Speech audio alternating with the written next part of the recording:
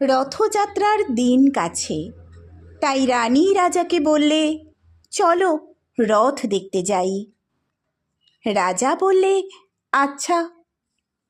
ঘোড়াশাল থেকে ঘোড়া বেরুলো, হাতিশাল থেকে হাতি, ময়ূরপঙ্খী যায় সারে সারে, আর বল্লম হাতে সারে সারে সিপাই শান্ত্রী দাস দাসী দলে দলে পিছে পিছে চলল। কেবল বাকি রইল একজন। রাজবাড়ির ঝাঁটার কাঠি কুড়িয়ে আনা তার কাজ। সর্দার এসে দয়া করে তাকে বললে, ওরে তুই যাবি তো, আয়। সে হাত জোড় করে বললে, আমার যাওয়া ঘটবে না।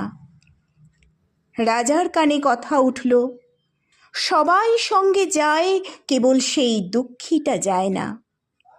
রাজা দয়া করে মন্ত্রীকে বললে, ওকেও ডেকে নিও। রাস্তার ধারে তার বাড়ি। হাতি যখন সেইখানে পৌঁছল, মন্ত্রী তাকে ডেকে বললে, ওরে দুঃখী, ঠাকুর দেখবি চল। সে হাত জোড় করে বলল, কত চলব?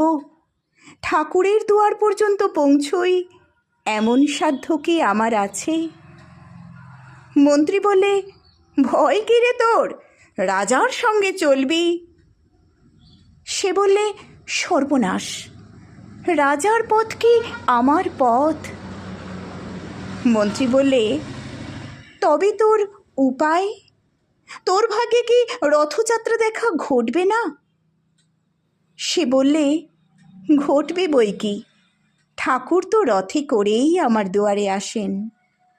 মন্ত্রী হেসে উঠল, বললে, তোর দুয়ারে রথের চিহ্ন কই? দুঃখী বললে, তাঁর রথের চিহ্ন পড়ে না। মন্ত্রী বললে, কেন বলতো? দুঃখী বললে, তিনি যে আসেন পুষ্পক রথে। মন্ত্রী বললে, কই রে সেই রথ? দুঃখী দেখিয়ে দিলে, তার দুয়ারের দুই পাশে দুটি সূর্যমুখী ফুটে আছে।